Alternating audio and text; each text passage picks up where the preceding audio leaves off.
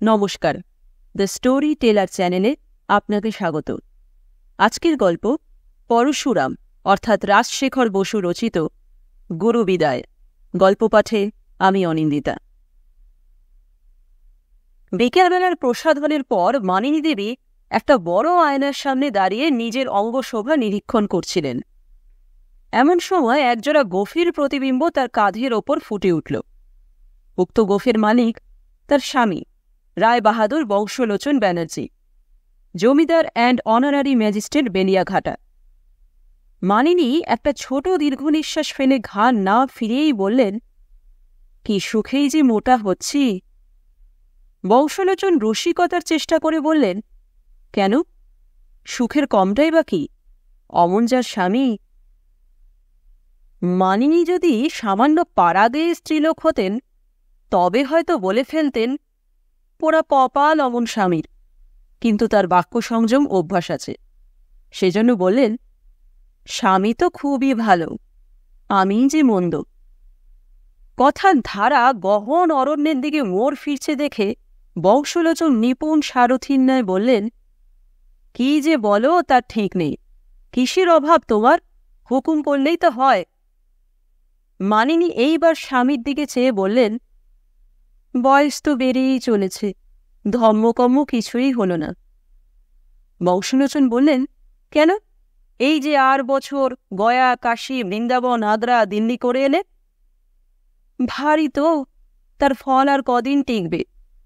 ইচ্ছে হয়, মন্তত্যন্ত নেই। তা ব্যস্ত, সে তো খুব ভালো কথা। আমি চ্যাটার্জি মশাইয়ের সঙ্গে এখনই পরামর্শ করছি। কিন্তু বংশলোচনের মন বলতে লাগল যে কথাটা মোটেই ভালো নয়। এদের 22 বছর ব্যাপী দাম্পত্য জীবনে অসংখ্যবার প্রীতির শৃঙ্খল মেরামত করতে হয়েছে, কিন্তু বংশলোচনের প্রাধান্যই এ পর্যন্ত মোটামুটি বজায় আছে। স্ত্রীর গুরুভক্তি যদি প্রবল হয়ে ওঠে তবে স্বামীর আসন কোথায় থাকবে? গুরু যদি কেবল অখণ্ড মণ্ডলাকারের পটটা দেখিয়ে দিয়ে ক্ষান্ত হন তবে কোনো আপত্তির কারণ থাকে না, কিন্তু গুরু যদি নিজেই ওই পটটি দখল করে বসেন তবেই চিন্তার কথা। মুশকিল এই যে ধর্মের ব্যাপারে ঈর্ষা ও অভিমান শোভা পায় না। তবে এক হিসেবে তার স্ত্রীর এই নতুন শখটি নিরাপদ। মানিনী দেবী অত্যন্ত একগুঁয়ে মহিলা। যদি দেশের বর্তমান হুজুগের বসে তার পিকেটিং করবার বা প্রভাত ফেরি গাইবার ঝোঁক হয় তবে বংশলোচনের মা নির্যত অনারারি হাকিমি কোথায় থাকবে? তার মুরব্বী ম্যাজিস্ট্রেট সাহেবরাই বা কি বলবেন? মোটের ওপর দেশভক্তির চেয়ে গুরুভক্তিতে ঝঞ্ঝাট ঢের কম। বংশলোচন বৈঠকখানায় এসে তার অন্তরঙ্গগণের নিকট স্ত্রীর ইচ্ছে ব্যক্ত করলেন। বৃদ্ধ কেদার চ্যাটার্জি মহাশয় বললেন, বৌমার সংকল্প অত্যন্ত সাধু, তবে একটি সদ্গুরু দরকার। তোমাদের পৈতৃক গুরুর কোলে কেউ বেঁচে নেই? বংশলোচন বললেন, শুনেছি একটি গুরুপুত্তুর আছেন, তিনি আবার থিয়েটারে আবদালা সাজেন। রাধা মাধব। আচ্ছা, আমাদের গুরুপুত্তুরটিকে একবার দেখলে পারো। সেকেলে মানুষ, শাস্ত্রটাস্ত্র জানেন না বটে, কিন্তু পৈতৃক ব্যবসাটি বজায় রেখেছেন। উকিল বিনোদবাবু বললেন, চ্যাটার্জি মশাই, আপনি এখনও সত্যযুগে আছেন। আজকাল আর সেকেলে গুরুর চলন নেই, যিনি বছরে বাদ 2 শিষ্য বাড়ি পায়ের ধুলো দেন আর 5 চাল 5 পো চিনি গোটা 10 লাট্টু মার্কা থান ধুতিতে বেঁধে প্রস্থান করেন। এখন এমন গুরু চাই যা চেহারা দেখলে মন খুশি হয়, বচন শুনলে প্রাণ আনচান করে।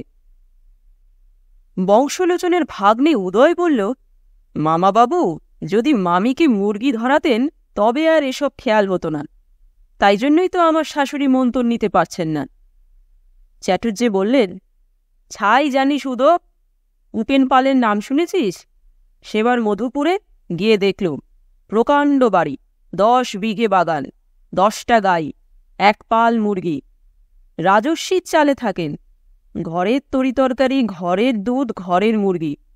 সস্ত্রীক ধর্ম আচরণ করেন, সঙ্গে 4 জন গুরু হামেহাল হাজির, নিজের 2 জন, স্ত্রীর 2 জন।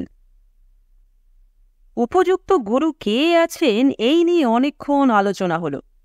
পর্বতবাসী সন্ন্যাসী, আশ্রমবাসী মহারাজ, স্বচ্ছন্দাচারী, ল্যাংটা বাবা, বৈজ্ঞানিক মহাপুরুষ নাকি উদারপন্থী আধুনিক সাধু, অনেকেরই নাম উঠল।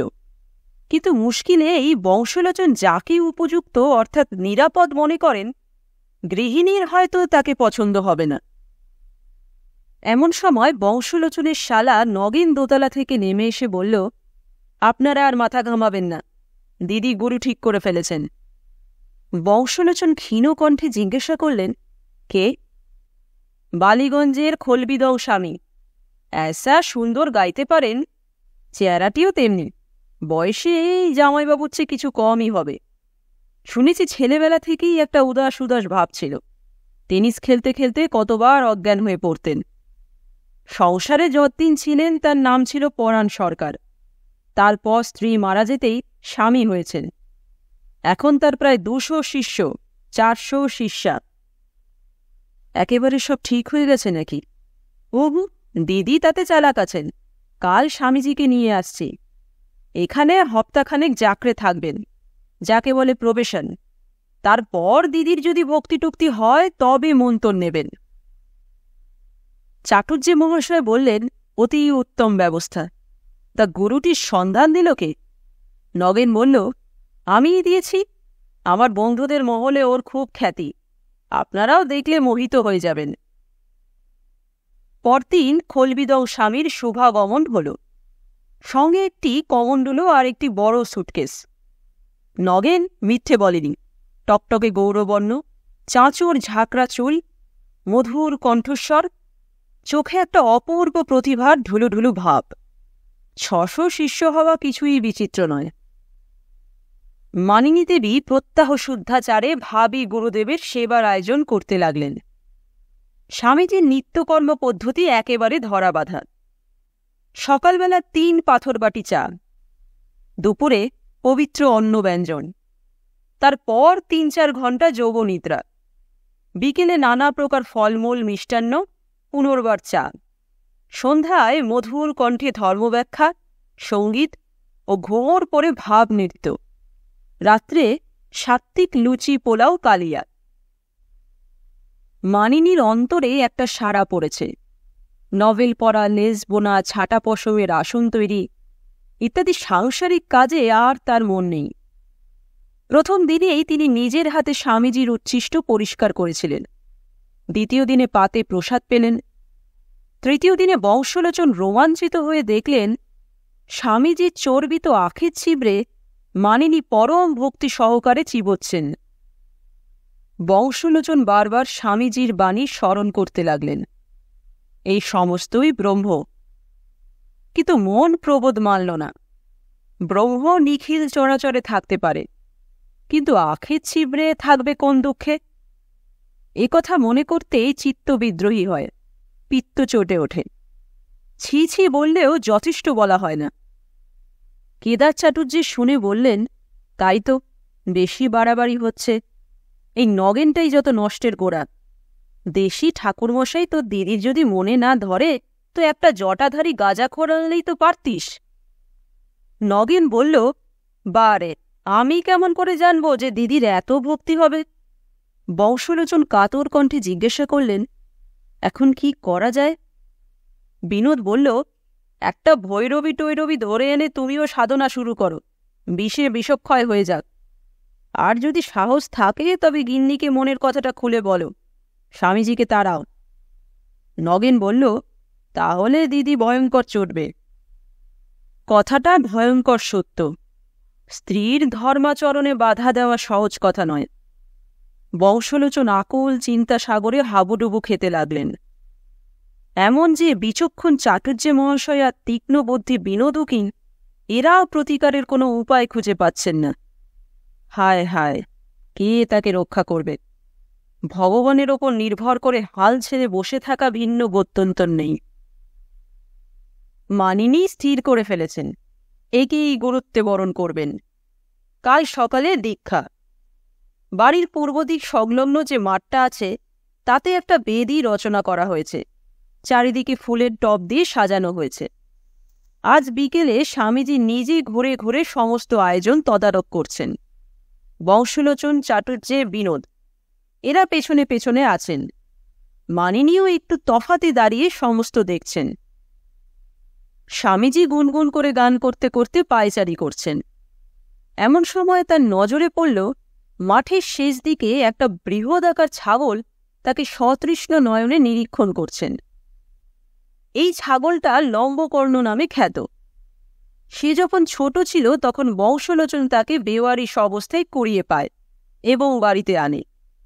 সেই থেকে সে পরিবারভুক্ত হয়ে গেছে এবং মানিনীর অত্যন্ত আদর পেয়ে ফুলে উঠেছে। এখন তার নবীন যৌবন। লম্বকর্ণ যদি মানুষ হতো তবে এই বয়সে তাকে তরুণ বলা চলত, কিন্তু যে অজত্বের অভিশাপ নিয়ে জন্মেছে তাই লোকে তাকে বলে বোকা পাঠা। স্বামীজি লম্বকর্ণকে দেখে প্রসন্ন বদনে বললেন, শ্রী ভগবানের কি অপূর্ব সৃষ্টি এই জীবটি। বেঁচে থাকার যে আনন্দ তা এতে পূর্ণ মাত্রায় বিদ্যমান। প্রাণশক্তি যেন সর্বাঙ্গে উতলে উঠেছে।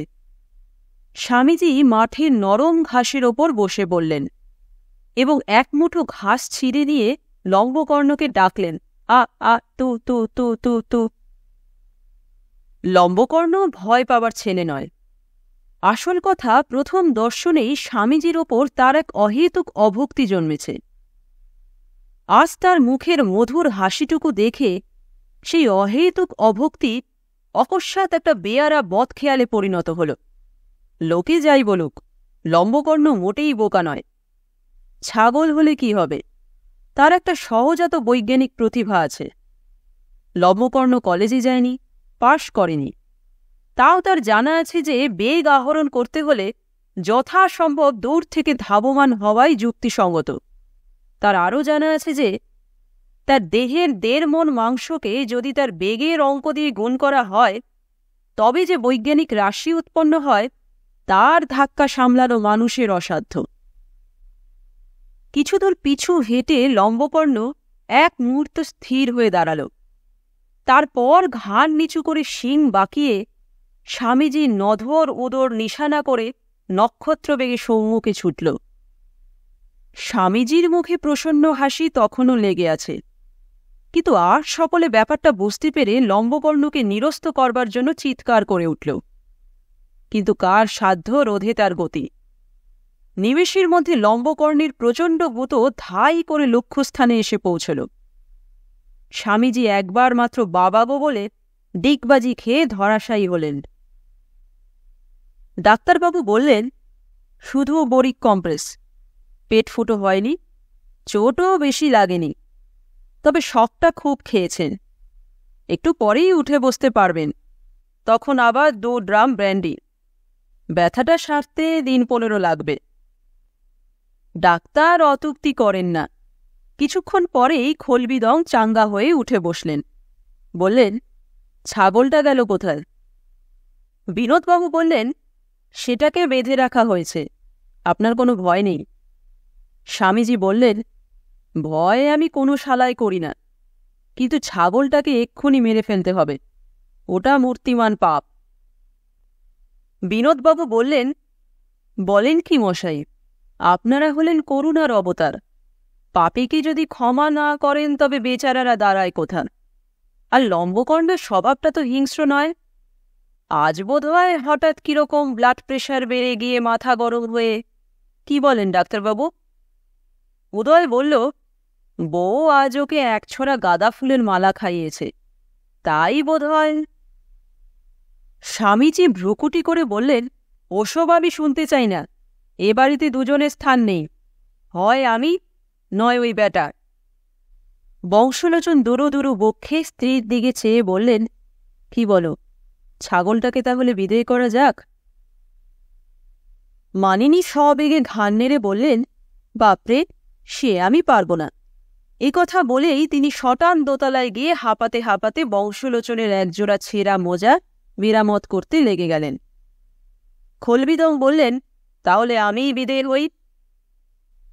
চ্যাটার্জি মহাশয় স্বামীজির পিঠে হাত বুলিয়ে বললেন, যা বলেছ দাদা, এই নির্বান্ধব পড়ে দুশ্মনের হাতে কেন প্রাণটা খোয়াবে? ঘরের ছেলে, ঘরে ফিরে যাও। বেঁচে থাকলে অনেক শিষ্য জুটবে। এসো, আমি একটা ট্যাক্সি ডেকে দিচ্ছি।